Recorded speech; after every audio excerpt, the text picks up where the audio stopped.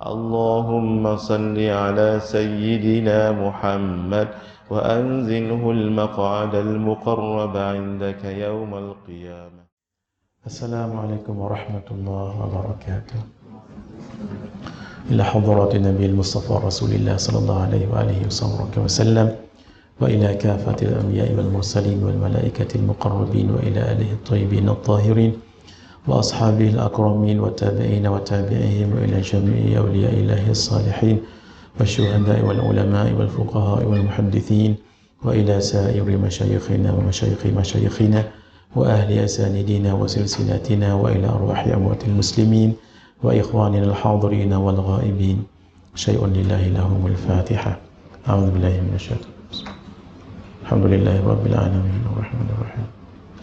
إياك نعبد وإياك نستعين اهدنا الصراط المستقيم صراط الذين أنعمت عليهم غير المغضوب عليهم ولا الضالين آمين. بسم الله الرحمن الرحيم. نوينا التعلم والتعليم والتذكر والتذكير والنفع والانتفاع والإفادة والاستفادة والحث على التمسك بكتاب الله وسنة رسوله صلى الله عليه وآله وصحبه وسلم والدعاء إلى الهدى والدلالة على الخير ابتغاء وجه الله ومرضاته وقربه وثوابه. اللهم أنت ربي لا إله إلا أنت خلقتني وأنا عبدك وأنا على عهدك ووعدك ما استطعت أعوذ بك من شر ما صنعت أبوء لك بنعمتك علي وأبوء بذنبي فاغفر لي فإنه لا يغفر الذنوب إلا أنت. اللهم صل على سيدنا محمد وأنزله المقعد المقرب عندك يوم القيامة. اللهم صل على سيدنا محمد وأنزله المقعد المقرب عندك يوم القيامة. اللهم صل على سيدنا محمد وأنزله المقعد المقرب عندك يوم القيامة. Bismillahirrahmanirrahim. Alhamdulillah kita jumpa untuk pengajian kitab 40 hadis peringatan tentang kubur dan kematiannya. Malam ini kita masuk hadis yang ke-35 muka surat 70. Roh-roh orang mukmin akan bertemu dengan roh-roh orang mukmin yang lain yang sudah mendahului mereka dari segi kematian. Daripada Sayyidina Abu Hurairah radhiyallahu taala anhu, sesungguhnya Nabi sallallahu alaihi wasallam bersabda, "Idza hudira al-mu'min," apabila seorang mukmin nazak, "atathu malaikatur rahmah bihariratin bayda," malaikat rahmat datang kepadanya membawa sutera putih. Yang kita bacakan hari itu, malaikat daripada langit bawa kain kafan daripada syurga dan wangian syurga. Fayaqulun, lalu mereka mengatakan, "Ukhruji radiyatan mardiyah anki ila ruhillahi wa raihanin wa rabbin ghairi ghadban." Keluarlah wahai roh dalam keadaan redha, lagi diredai kepadamu menuju rahmat Allah, penuh kerahmatan dan tidak dimurkai Allah. Ini siapa yang sebut ni? Malaikat rahmat yang sebut. Baik.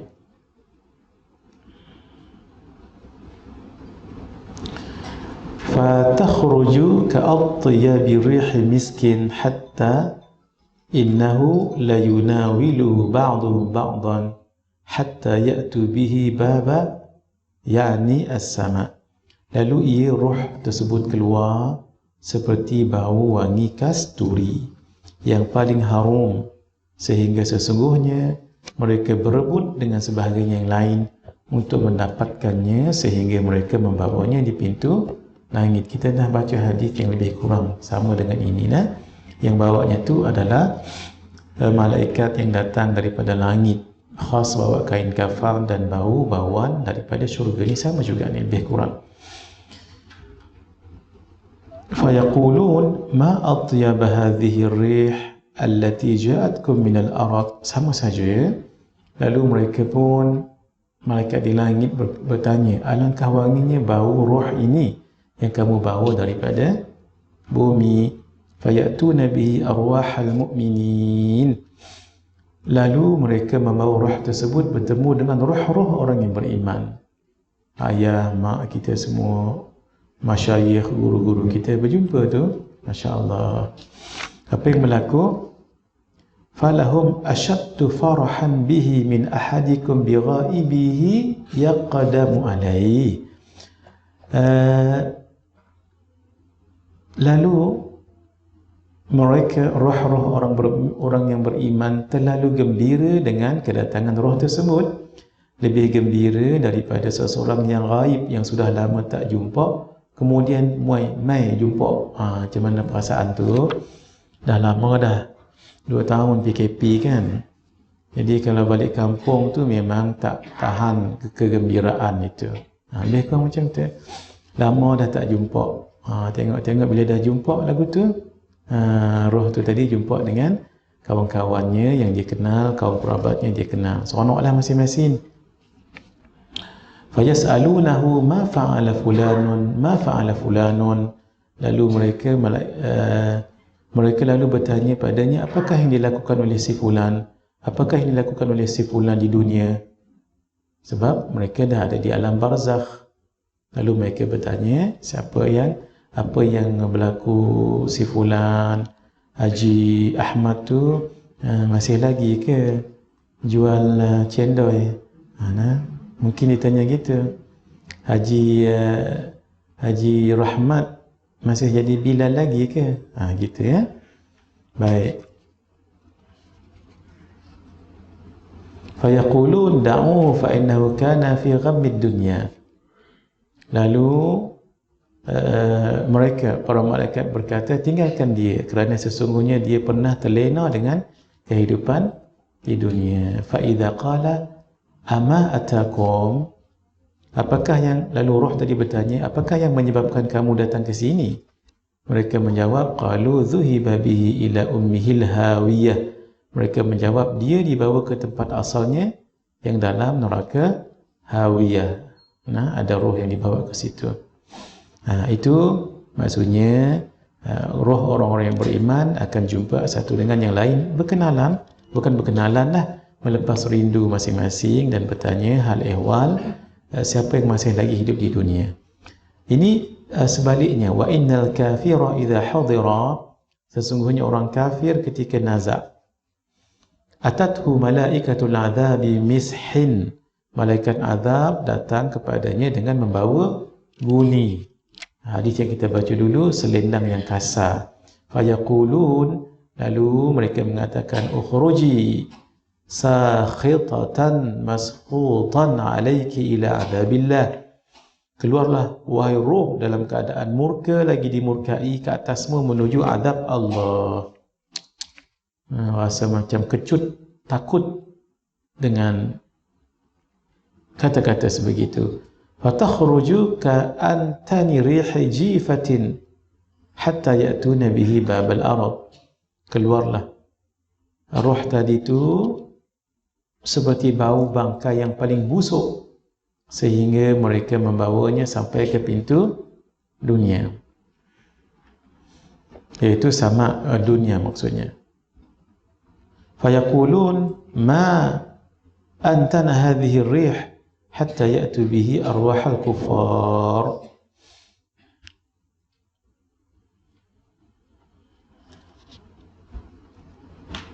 Alangkah busuknya bau ini. Mereka membawanya kepada roh-roh orang kafir. Maksudnya roh akan bertemu dengan roh di alam barzakh. Dalam riwayat Imam An-Nasa'i dalam Sunan As-Sughra daripada Sayyidina Abu Hurairah radhiyallahu taala anhu, sesungguhnya Rasulullah sallallahu alaihi wasallam bersabda, fayatuna bihi arwahal mu'minin. Lalu mereka membawa roh tadi kepada roh-roh orang yang mukmin, sebab roh orang mukmin sudah ada ketika itu berkumpul. Falahum ashaddu farhan min ahadikum bi ghaibikum yaqdamu alaih. Mereka terlalu gembira dengan kedatangan roh tadi, dah lama tak jumpa, lebih gembira daripada seseorang dalam kalangan kamu yang hilang, tengok-tengok mai balik. Lagu tu. Ma fa'ala fulanun. Lalu mereka bertanya, apakah yang dilakukan oleh fulan di dunia? Ma fa'alat fulanatun, apakah yang dilakukan oleh fulanah, perempuanlah di dunia. Ini memang berjumpa kembali, tapi berjumpa bukan di alam dunia tapi alam barzakh. Alam ni memang payah nak cerita ni, melainkan kita mengalami sendiri alam ini. Pasti kalaulah mereka boleh bagi tahu, nescaya kita akan insaf. Sebab alam di dalam sana tu nampak kecil je. Bahagian ulama bagi tamthilan supaya kita senang nak faham. Nah, besarnya alam barzakh itu sebesar baby yang rasa gembira, selesa ketika berada dalam perut mak. Ketika ia keluar, maka dia menangis. Antara sebabnya dikatakan dia dikacau, diusik oleh syaitan ataupun iblis.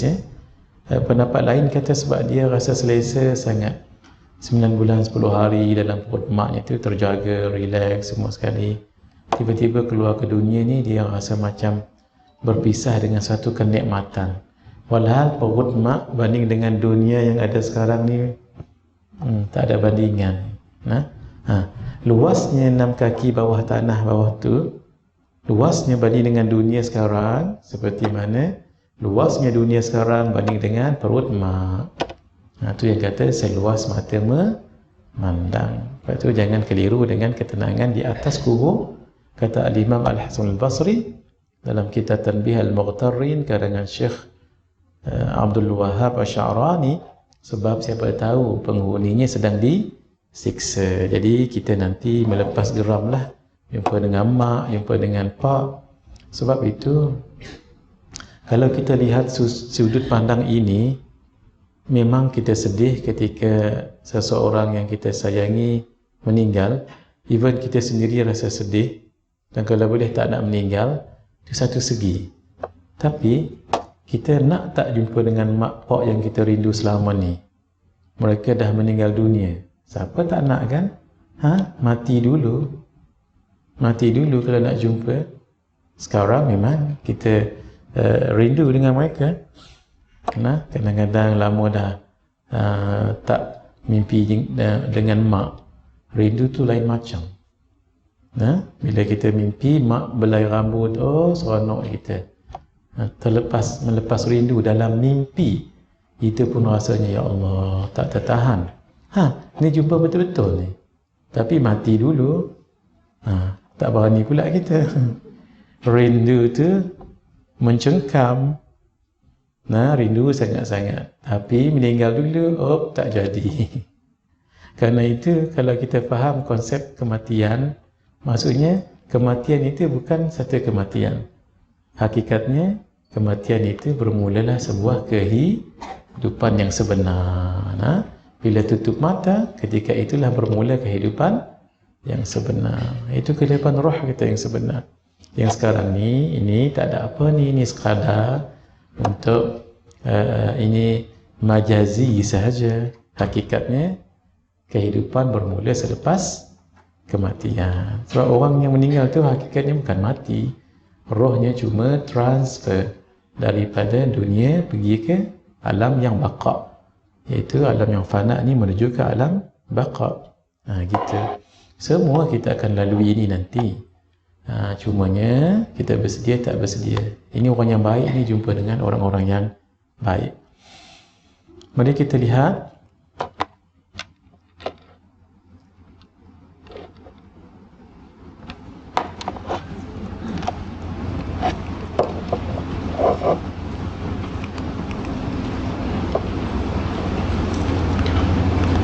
hadis yang ke-36. Orang yang beriman dibantu Allah menjawab pertanyaan dalam kubur. Kita sudah belajar bila sebut pertanyaan dalam kubur itu azab ke fitnah? Fitnah. Bila fitnah adalah soal jawab dalam kubur. Tapi orang yang beriman Allah yang bantu. Kalau Allah tak bantu, habis kita akan menikmatilah kehidupan barzakh yang sangat selesa sehingga nanti dikurniakan syurga yang sebenar. Dalam kubur dia melihat je Melihat gambaran syurga, dia tak masuk syurga lagi. Tapi dah dihampar dengan hamparan daripada syurga. Tapi belum syurga lagi. Nah, hari-hari, pagi petang dapat tengok. Inilah tempat kamu nanti. Inilah ke tempat kamu. Seronok kita. Sehingga orang yang mukmin dalam kubur itu, walaupun dah beratus tahun, beribu tahun dalam kubur itu, nah, ia seperti hanya malam-malam pengantin saja. Malam pengantin, bangkit, tidur kan, letih, bangkit itu. Tak lama. Tak cemuh lah. Tambah lagi kalau dia orang yang alim, orang yang berkhidmat pada umat, hari-hari kegembiraan datang padanya. Nah, sebab anak-anak muridnya ingat pada dia, sedekah suratul Fatihah dengan dia. Tidak ada yang mengembirakan ahli kubur, melainkan satu, kita buat sedekah untuk mereka. Sedekah betul. Sedekah makanan ke, sedekah apa ke. Yang kedua, kalau tak dapat sedekah pun, sedekah dengan ayat Al-Quran, bacaan-bacaan. Kalau dapat 70,000 tu, Masya Allah, seronok mereka. Hakikat ni payah nak cerita. Satu je, mati dulu. Mati dulu, baru tahu hakikatnya. Nah? Baik. Daripada Sayyidina Al-Bara' ibn Azib, sesungguhnya Rasulullah SAW bersabda, Al-Muslim idha su'ila fil qabri, seorang Muslim, termasuk Muslimat, apabila disoal di dalam kubur, yashhadu an la ilaha illallah wa anna Muhammadar Rasulullah, dia akan bersyahadah. Syahadah maksudnya nak bersaksi. Orang zaman dahulu ketika menterjemah, orang itu naik saksi. Kenapa? Bila step on, naik. Maksudnya serius. Sebab tu orang dulu dia terjemah dengan taukid, dengan penguat. Bersaksi cukup dah. Tapi kalau macam satu tempat step on dan dia berdiri bersaksi, itu ada seriousness dekat situ. Sebab itu orang yang nak jadi saksi di mahkamah, dia tak boleh mamai. Bangun tidur terus ditanya, betul ke hang buat lagu tu? Siapa buat? Dia pula tanya orang. Nah, pasal dia mamai. Dia mesti conscious. Orang yang jadi saksi, dia tak boleh dalam keadaan drunken. Dia mesti tahu every word comes out from the lips will be recorded. Ada tu. Ya dengan tidak, itu dah satu sangat besar perbezaannya. Sebab itu bila peguam tanya, betul ke kamu buat ni? Ya. Betul ke? Tak. Situ dia dapat point. Dia akan beritahu yang arif, he is irreliable. Orang ni tak boleh guna ni. Pasal apa? Saya baru tak sadanya. Ya ke? Ya. Betul ke? Tak betul? Orang ni tak boleh nak guna. Itu poin penting tu. Itu kepandaian peguam dengan skill masing-masing lah. Maksud apa tu? Ya dengan tak. Itu dua perkataan je tu. Tapi very significant dalam mahkamah. Sebab itu, orang yang nak jadi saksi, dipastikan dulu dia memang sedar, aware. Sehingga apa yang dia sebut itu, dia tahu. Sama juga bersyahadah ni. Dia akan bersyahadah. Orang zaman dahulu terjemah, dia naik saksi. Naik saksi tang mana pula dah? Dia bersaksi pun tak apa dah. Tapi dia naik saksi. Itu serius maksudnya. Bahawa tidak ada Tuhan yang disembah dengan sebenarnya melainkan Allah. Kat mana datang perkataan disembah tu? Walhal ilah saja. Di mana perkataan sembah tu? Ni yang mengaji bahasa Arab tahun ni. Bila perkataan ilah itu atas wazan fi'al. Bila atas wazan fi'al, dia akan jadi maf'ul. Jadi ilah ma'lu ay ma'bud. Situ la ilah, ilah tu Tuhan. Mai mana perkataan yang disembah? Sebab ilah ay ma'lu ataupun ma'bud. Ma'bud tu yang disembah. Tu mai perkataan yang disembah tu. Tu nah. Illallah, melainkan Allah, wa anna Muhammadan. Ini kena baca dengan elok lah. Bila ada anna Muhammadan, tak ada anna Muhammadur Rasulullah. Jangan bertukar lagi nah. La ilaha illallah Muhammadur Rasulullah. Sebab dia tidak ada huruf wa anna tu, huruf takkid tak ada kat situ. Bila ada wa anna, dia jadi Muhammadan. Dia menasabkan apa? Muhammadur Rasulullah. Mubtada'na. Baik. Isim dengan khabar. Dia menasabkan isim dan memarfu'kan khabar. Baik. Melainkan Allah, dan sesungguhnya Nabi Muhammad sallallahu alaihi wa baraka wasallam pesuruh Allah. Ketika dia bersaksi begitu, fadzalika qauluhu, itulah yang dimaksudkan dengan firman Allah, yuthabbitullahu alladhina amanu bil qawli tsabiti fil hayatid dunya wa fil akhirah. Allah meneguhkan jawapan orang yang beriman dengan ucapan yang teguh, yang tak berganjak dan tepat di dunia dan di akhirat. Itu kena baca doa tu banyaklah. Sebab itu kena banyak berzikir tauhid, la ilaha illallah, la ilaha illallah. Itu di selalu disebut-sebut tu. Nah, tapi nak menyebutnya itu biarlah mengaji tauhid, baru sedap menyebut kalimah ini. Tak boleh tidak. Mesti mengaji ilmu sifat 20 baru sedap ketika menyebutnya. Kenapa? La ilaha illallah, la nafi ilaha manfi illa itsbat Allahu muthbit. Di situlah yang disebut sebagai uluhiyah. Uluhiyah iaitu hukum ketuhanan. Di situ ada istighna dengan iftiqar. Ada 20 sifat dekat situ tu. Nah, kalau nak secara keseluruhan ada 68. Campur dengan Muhammadur Rasulullah. Kalau la ilaha illallah sahaja, nah, untuk mudah-mudah 20 sifat di situ. La ilaha istighna, illallah iftiqar. La ilaha ada berapa? Ada 9 dengan 11. Sebab bila istighna, la itu wujud, qidam, baqa, mukhalafatuhu ta'ala lil hawadith, qiyamuhu binafsihi, barulah sebelah iftiqar, wahda niyah, kemudian qudrah, iradah, ilmun, hayah. Itu semua iftiqar. Istighna balik sama, basar, kalam. Nak melengkapkan lagi supaya tidak bercurai tanggal sifat ma'ani pada Allah Azza wa Jalla, ta'aquli, secara akal, maka adalah yang disebut sebagai sifat makna muiyah dengan al-kaunu ataupun kaunuhu.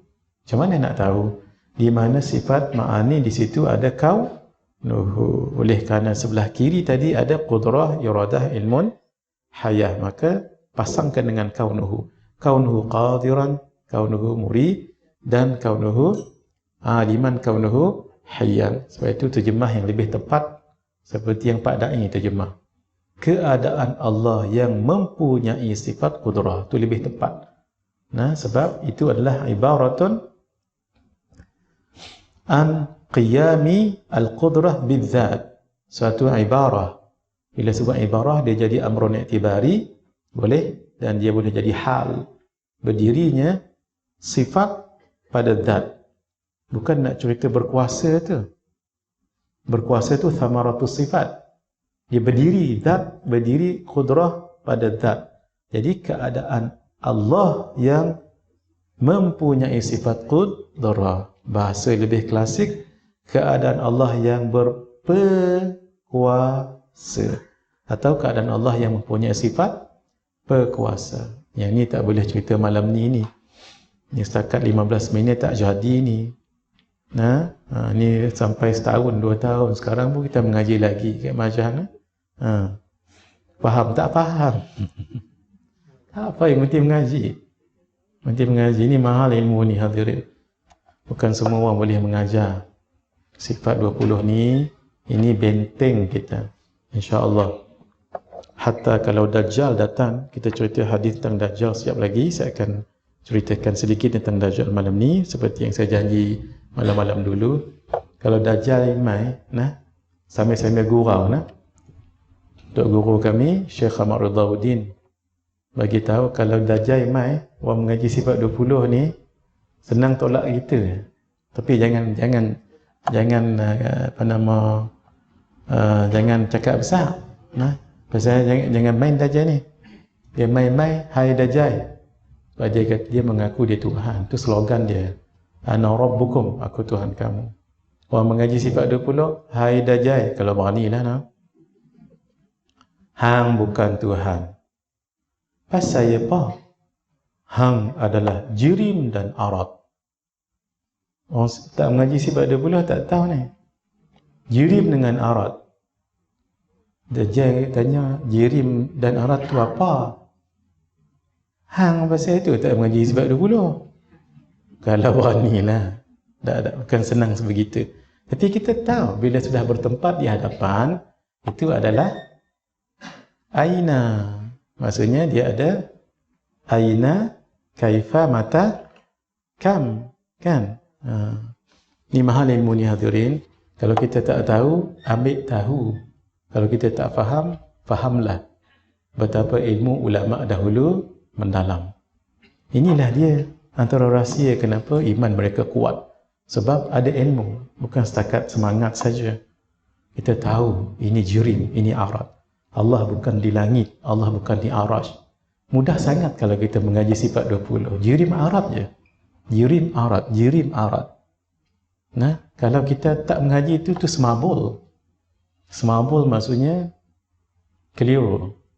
Nak kata Allah bukan di langit, ayat Quran kata macam tu. Nak kata Allah di langit, ayat lain kata Allah di arash. Arash bukan langit, langit bukan arash. Dah. Akhirnya jadi mana satu tak tahu. Kerana apa? Bukan salah ayat, bukan salah hadis, sebab keduanya adalah qat'iyyu thubut. Qat'iyyu thubut. Tapi apakah dilalahnya thubut? Dilalahnya tidak thubut. Qat'iyyu thubut, dhanniyyu dilalah. Kerana itu ayat ini ayat apa? Ayat mutasyabihat. Mesti ada kaedah memahaminya. Yang ini mahal hadirin. Nah, selama tak mengaji kaedah, lihatlah. Dia jadi mengajilah sifat 20 elok-elok daripada orang yang ahli bidangnya. Jangan sekadar baca Quran, hadis, memahami cara kita. Tak. Ayat Quran, hadis itu qat'iyyu thubut, tidak boleh dibuang. Tapi bagaimana kita memahaminya? Sebab itu Syekh Khalid Jumaah, beliau sebut ketika memahami ayat mutasyabihat, 3 perkara kena faham.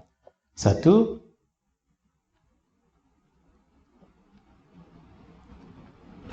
fiqhun nas. Nas tu macam mana? Yang kedua, fahmun nas. 1, nas. Nas tu sendiri. Yang kedua, fahmun nas. Memahami nas. Yang ketiga, tatbiqun nas. Macam mana nak mentatbiq nas itu.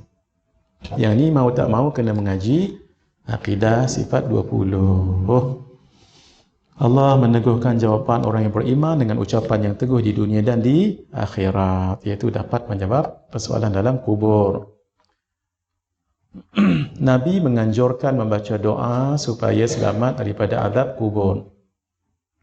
Saya lambat sikit datang tadi sebab ada iftar dan saya diminta bagi tazkirah, kemudian ada rakaman. Tadi itu yang agak lambat sedikit lah. Jadi saya nak bagi tahu awal ni, saya akan berhenti malam ni pukul 11.59. Jadi kita kan berhenti pukul 11.44 kan. Siapa yang nak balik silakan ya. Siapa nak balik pukul 11.44 silakan. Cuma saya minta izin untuk kita berhenti pukul 11.59. Sebab saya mula tadi pukul 10. Sebab saya nak cerita sedikit kronologi tentang Dajjal. Baik, kita baca dulu hadis ini. Bismillahirrahmanirrahim. Nabi SAW menganjurkan membaca doa supaya selamat daripada azab kubur. Walaupun doa ini azab kubur, tapi dia ada kaitan juga dengan Dajjal. Daripada Sayyidina Abu Hurairah radhiyallahu taala anhu berkata, Rasulullah sallallahu alaihi wasallam bersabda, "Idza tashahhada ahadukum", apabila salah seorang daripada kamu selesai membaca tasyahud. Kenapa tahiyat akhir tu namanya tasyahud? Sebab dalam itu kita sebut asyhadu an la ilaha illallah wa asyhadu anna Muhammadar Rasulullah. Kenapa namanya tahiyah? Sebab kita baca at-tahiyyatul mubarakatus salawatut thayyibah, tulilah sampai akhir. Falyasta'idz billah min arba'. Maka hendaklah dia memohon perlindungan kepada Allah daripada 4 perkara. Ini cara Nabi mengajar umat. Kadang-kadang Nabi ajar umum, kadang-kadang Nabi spesifik. 4, 3, 7 supaya senang kita hafal. Tu nah. Yang kedua, memang penting. Memang penting. Terutama sekali 4 ini. Kenapa penting? 1, Nabi yang suruh kita baca. 2, dibaca dalam ibadah yang paling besar yang Allah kurniakan pada hamba, dan ibadah paling besar yang hamba persembahkan pada Allah, solat. 3, bacanya di setiap solat. Apakah namanya solat fardu? 5 solat fardu. Solat rawatib, berapa banyak rawatib? Muakkad dengan ghair muakkad.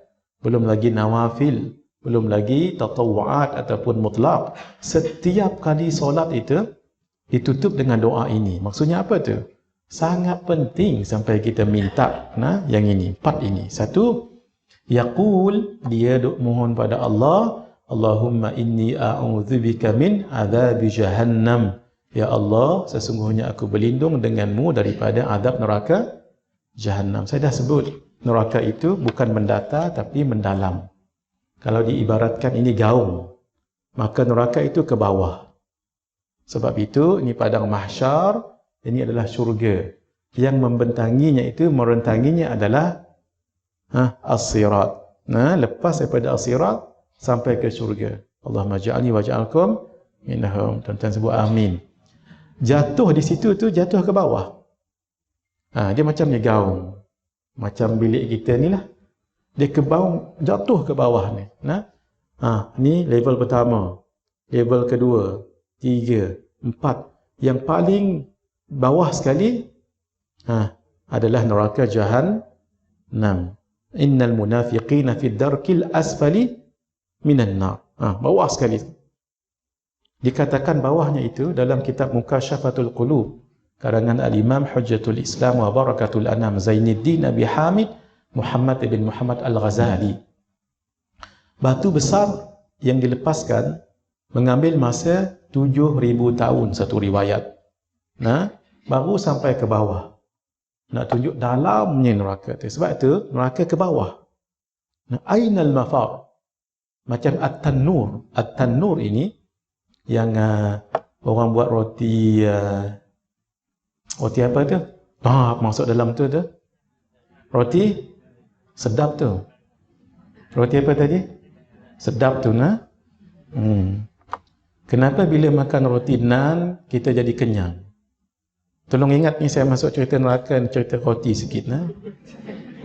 Kenapa bila makan roti nan kita rasa kenyang? Sebab saya dengar jawapan tadi. Sebab dia kembang, betul. Berarti bila kita makan, kan, lepas tu rasa kenyang sebab dia kembang dalam tu. So, tak ada apa saja nak beritahu. Sebab ada kedai yang sedap buat roti nan itu. Saya dibawa oleh seseorang ke kedai itu. Roti nan cheese. Terasa sekarang ni. Tadi makan agak banyak, jadi agak sedikit mengantuk. Jadi kita kat mana tadi? Tanur tu, tempayan tu lah namanya tanur. Dalam tu kan ada api, ni kemudian ditutup atas kan. Pop roti bawah tu. Terror betul mereka. Ambil makan, tapi makan panas-panas baru sedap. Kalau dia sejuk dia jadi keras. Dan rotinan garlic pun sedap.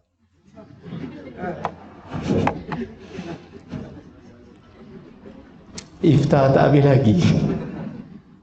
Nah, itu kalau di akhirat, ma tashtahi anything you envisage, it will be coming to you automatically. Tak perlu nak saya nak, tak. What do you desire? Datang. Itu kena masuk syurga dulu. Apa sahaja dia mai sendiri. Allahu Akbar. Tanur tu begitu. Neraka tu dia gaung begitu. Turun ke bawah. Sebab itu ainal mafar. Mana jalan keluar? Banding dengan syurga. Syurga mendatar. Syurga yang tengah adalah syurga Firdaus. Allahumma ja'alni wa ja'alkum minhum. Guru kami Syekh Nuruddin ajar doa. Mudahan kalau minta syurga ni jangan minta alang-alang. Jangan minta alang-alang. Nah, contoh alang-alang begini, ya Allah, bagikan saya syurga. Syurga paling bawah pun tak apa. Nah, jangan minta lah gitu. Nah, kalau minta betul-betul. Nah, la yashba'ul mu'min hatta muntahahul jannah. Orang mukmin tak akan rasa kenyang sampai ke muncaknya nanti masuk dalam syurga. Allahumma ja'alni wa ja'alkum minhum. Jadi syurga itu mendatar. Syurga paling tengah Firdaus, barulah Al-Adan, barulah An-Naim, seterusnya gitu. Di atas bumbung syurga itu adalah Arash. Jadi Arash yang paling besar kan, makhluk paling besar sekali. Dia begitu. Banding neraka ke bawah. Sebab itu hendaklah kita gerun dengan neraka itu. Neraka itu makhluk. Neraka itu makhluk. Sebab itu dalam kitab Matan Ibn Abi Jamrah. Matan Ibn Abi Jamrah. Siapa yang mengarangnya tu? Abi Jamrah. Sebab Matan Ibn Abi Jamrah. Yang mengarangnya adalah Abi Jamrah. Beliau kesian dengan kita sebab nak baca 7,000 hadis Sahihul Bukhari. Orang zaman beliau kata tidak ada himmah, tidak ada kesungguhan, determination untuk baca. Akhirnya beliau buat comprise lah, artinya beliau buat rumusan. Hadis yang tikrar beliau tidak sebut, beliau pilihlah 200 lebih hadis. Sebab itu nama kitab tu Matan Ibn Abi Jamrah. Siapa yang baca kitab Matan Ibn Abi Jamrah, itu seolah-olah dia baca 7,000 hadis. Esok cari kitab ni, siapa yang belum ada, cari kitab ni.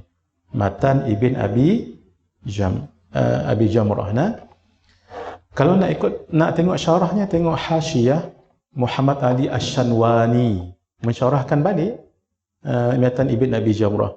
Dalam itu ada satu riwayat hadis bahawa sesiapa yang lepas solat lalu dia baca Allahumma ajirni minan nar. Tuan-tuan jangan lupa setiap lepas solat Allahumma ajirni minan nar. Siapa yang baca tu 3 kali, neraka akan doa pada Allah, ya Allah, hamba-Mu ini fi kulli duburis salah, setiap kali lepas solat dia akan baca Allahumma ajirni minan nar.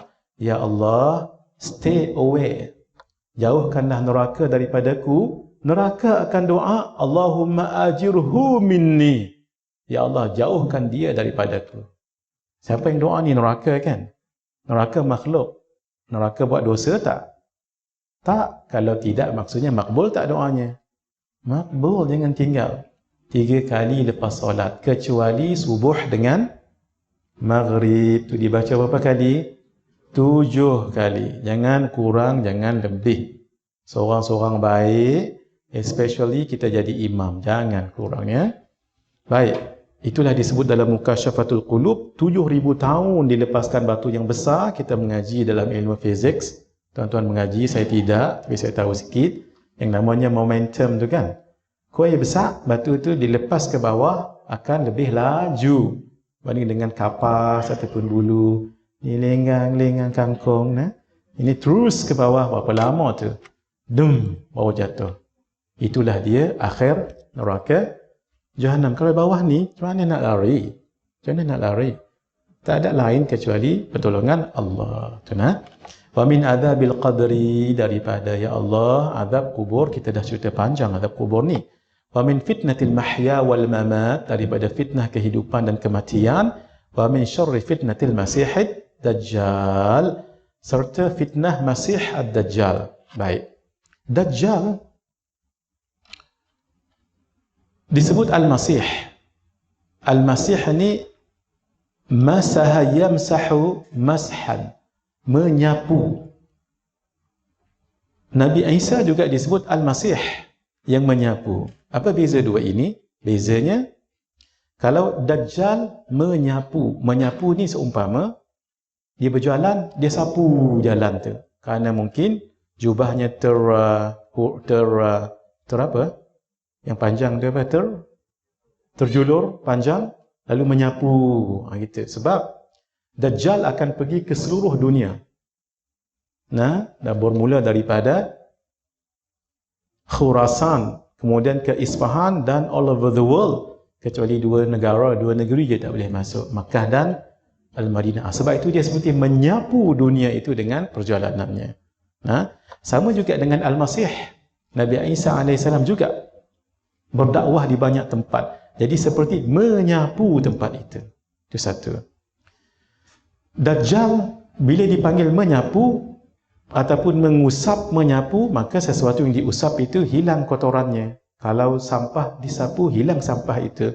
Maka Dajjal itu menyapu kebenaran, sehingga kebenaran itu sirna. Orang tadi dah punya iman, akhirnya mengaku Dajjal sebagai Tuhan, habislah orang itu. Kalau Nabi Isa menyapu juga, tapi menyapu kebatilan, sehingga orang yang batil akhirnya kembali pada agama yang benar. Tambah lagi Nabi Isa menyapu, kalau ada orang yang buta disapu, tempat yang buta itu jadi celik balik. Nah, orang yang hidup dipegang jadi hidup balik. Itu nah. Satu lagi dikatakan kaki Nabi Isa tidak seperti kita ada lekuk. Kita ada lekuk ni kan. Beliau penuh dengan isinya. Qil dikatakan begitu. Baik. Sedikit dalam 15 minit, tak pun 10 minit. 5 fasa kehidupan umat. Ni tak ada dalam kitab, ni syarah ni. Fasa yang pertama, fasa Rasulullah sallallahu alaihi wasallam. Fasa yang kedua, Khulafaur Rasyidin, 30 tahun daripada Sayyidina Abu Bakar sampai Sayyidina Ali radhiyallahu ta'ala anhu wa karramallahu wajhah. Kemudian fasa pewarisan dinasti 1228 tahun sejak zaman Umayyah, zaman Abbasiyah, Uthmaniyah dan lain-lain. Inilah zaman kita sekarang. Akan ada satu zaman penuh dengan keamanan, zaman khilafah. Dia berlalu 7 atau 8 atau 9 tahun.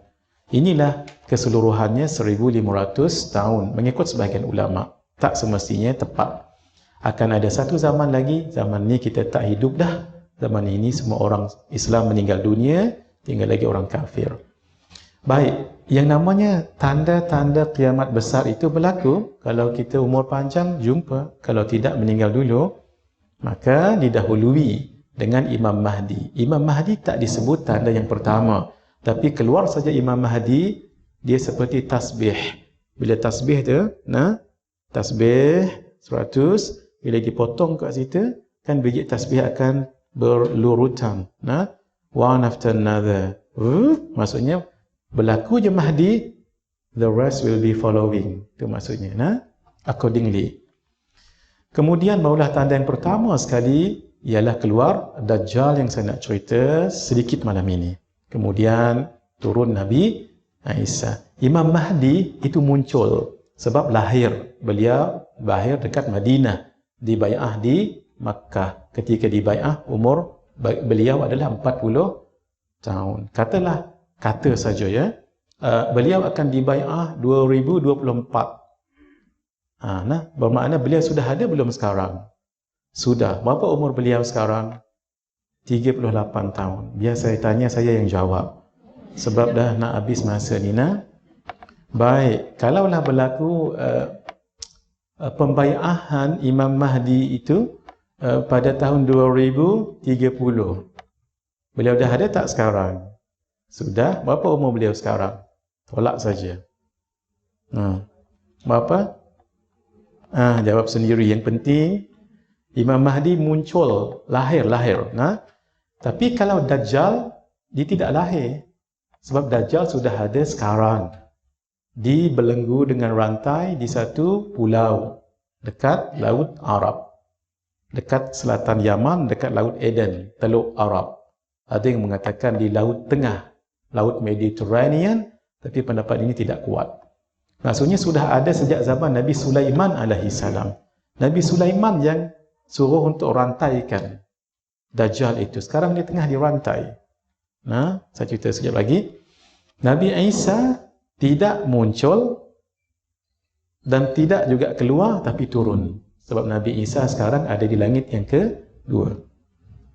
Turun nanti ketika berumur 33 tahun, statik umur baginda tidak bertambah. Baginda antara yang disebut minal munzarin. Minal munzarin, di kalangan makhluk yang Allah panjangkan umur. Tanda yang ketiga, Ya'jud dan Ma'jud. Nanti kesempatan saya cerita ya. Tanda keempat, matahari terbit daripada barat. Tanda yang kelima, Dabbatul Ard, boleh bercakap binatang ni dekat Safa dengan Marwah tu ya. Al-Quran diangkat tapi tak tanda besar. Dia bukan tanda besar tapi tak disebut sebagai tanda-tanda yang dihitung, tapi dia tanda besar juga. Kemudian Kaabah diruntuhkan oleh orang Habasyi. Yang keenam, Dukhan, 40 hari 40 malam, angin lembut. Nah, mai saja hak ni tanda ni kita akan saksikan. Orang kafir pun saksikan. Tapi orang Islam yang menghidu angin lembut itu semuanya meninggal dunia. Bila meninggal dunia itu tanda bagus, sebab tanda yang ke-8, 9, 10 orang Islam dah meninggal semua waktu itu. Sebab tanda ini mengerikan. Allah Maha Pengasih dan Penyayang. Nah, Allah tak nak kita tengok ini sebagai tanda kasih. Kalau tidak, tak keruan kita dibuatnya. Gempa bumi di timur, gempa bumi di barat dan di semenanjung Arab, nah, dan api besar itu tanda last. Kita tak tengok dah 3 tanda last ni. Ini hanya disaksikan oleh orang kafir. Lena, Dajjal dan fitnah dia. Di sinilah yang dikatakan Dajjal. Dikatakan wallahu alam bissawab. Nah, Dajjal di sinilah dirantai, pernah dilihat oleh seorang sahabat Nabi bernama Sayyidina Tamim ibn Aus Ad-Dari. Hadis ni sahih. Beliau cerita dengan Nabi, nah, bahawa mereka dalam satu kapal yang besar, approximately 30 orang, 30 hari dihantam badai, gelombang dan taufan.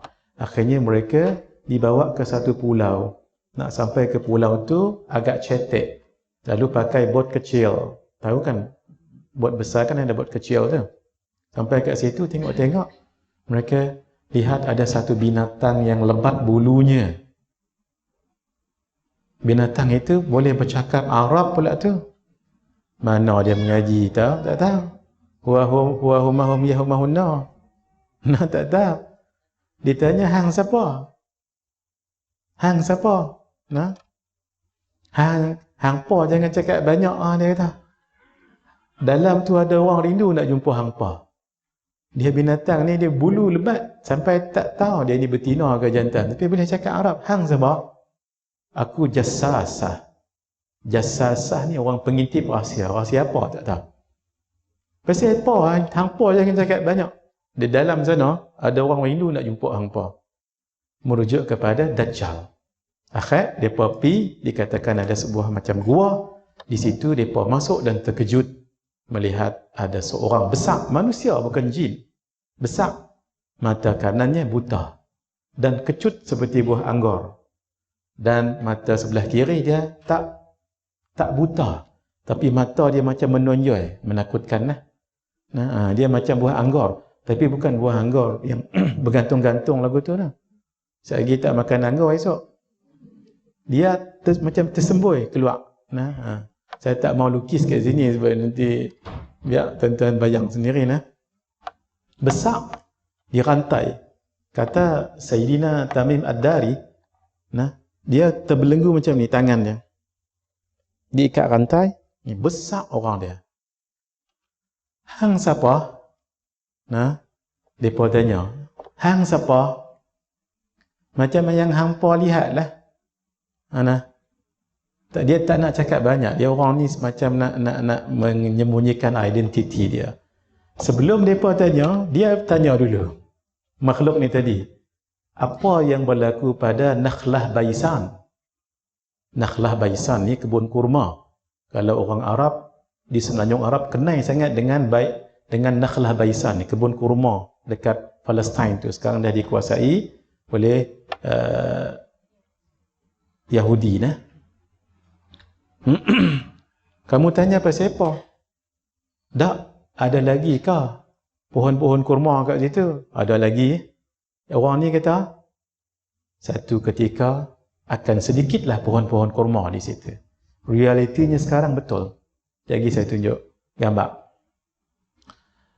Kalau tak sempat malam ni, saya sambung esok. Nah, saya tengok tang mana saya boleh pergi nah. Tapi malam esok, saya sambung lagi. Kalau tak dan. Sebab kita tadi dah sebut pukul 11.59. Tinggal jam berapa jam? 9.50? 11.50 apa? 54. Ikut jam saya 53. Boleh saya bernafas 1 minit ke? Nah. Lagu mana? Ma Tabariyah. Tasik Tabariyah. Tasik Tabariyah ini jadi rebutan 3 negara. Negara Syria, bawahnya Jordan dan Yahudi. Tanah haram Yahudi itu yang paling tepat. Nah, tanah haram Yahudi. Sebagian ulama tak nak kita sebut Israel. Sebab Israel itu dalam bahasa Ibrani merujuk kepada Nabi Nabi Yaqub alaihi salam. Bani Israel. Bani itu adalah anak-anak, the sons of Jacob. Jadi Bani Israel ada 12 orang daripada keturunan tu, keturunan Nabi itu. Sebab itu sebagian ulama tak nak kita sebut Israel tapi sebut Yahudi, tambah Zionis. Nah. Pasal apa hang tanya? Dah, ayat ada lagi ke? Ada nanti satu ketika ayatnya akan semakin kurang. Dan ketika zaman datang Ya'jud dan Ma'jud, bukan kata kurang, habis lecun, tak ada apa. Diminum oleh bangsa Ya'jud dan Ma'jud, ganah mereka. Ayat mata Zughar, lagu mana? Ada lagi ke? Ada. Nanti dia akan kering dan hilang. Apakah sudah ada seorang yang diutuskan kepada bangsa Arab? Dajjal ni nak tunjuk siapa? Nabi Muhammad sallallahu alaihi wasallam. Ya, ada. Apakah orang Arab beriman ataupun menolaknya? Ada yang beriman, ada yang menolaknya. Pelik juga Dajjal ini, dia kata, hangpa berimanlah dengan dia. Hang pandai juga dia pun. Pasal apa? Kalau beriman bermakna saat lagi dia akan keluar akhir zaman. Nah, itu sebab bayangkan Dajjal adalah di antara minal mundharin, di kalangan makhluk yang Allah panjangkan umur dia. Bayangkan Dajjal ni daripada zaman Nabi Sulaiman alaihi salam. Habis semua tu. Nah, di sinilah yang dikatakan Dajjal itu dirantai. Di pulau mana? Wallahu a'lam bissawab. Inilah kebun kurma Baisan yang dikatakan Dajjal tadi tu. Dan yang atas itu namanya Tasik Tabariyah, Sea of Galilee. Ini semua ni petunjuk-petunjuk akhir zaman ni.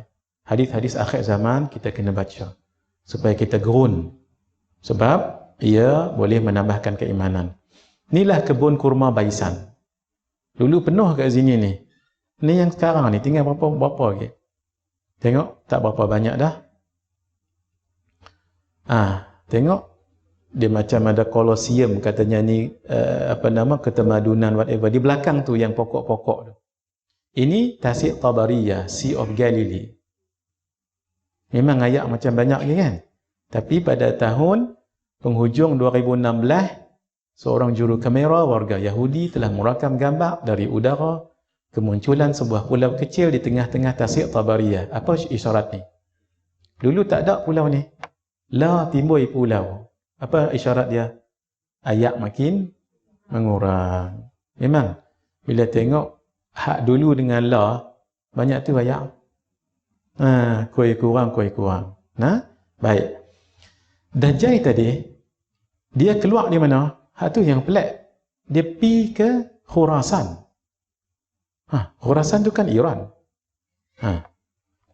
Di Khurasan itu, ada satu community orang Yahudi dekat situ tu. Saya tak pernah pergi, tapi saya dengar ni daripada Al-Fadhil Ustaz Wadi Anwar, guru kita nah. Beliau mengkaji ini dengan baik sekali, sangat mutamakin. Kita doakan beliau nah, mudah-mudahan Allah rahmati beliau, Allah kuatkan keimanan beliau dalam berdakwah nah. Naam. Kemudian dia akan pergi ke sebelah Khurasan itu untuk mendapat sokongan Yahudi Asfahan yang berjumlah 70,000 orang yang pakai pakaian toilasan, menutup kepala. Sangat committed mereka itu. Inilah dia Khurasan, inilah Asfahan. Sebelah-sebelah tu je.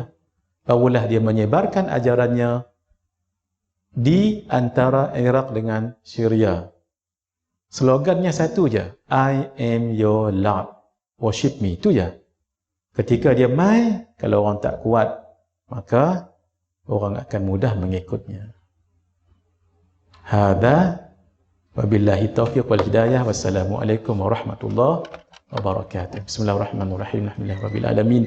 Wassalatu wassalamu ala asyrafil anbiya'i wal mursalin wa ala alihi wa sahbihi ajma'in.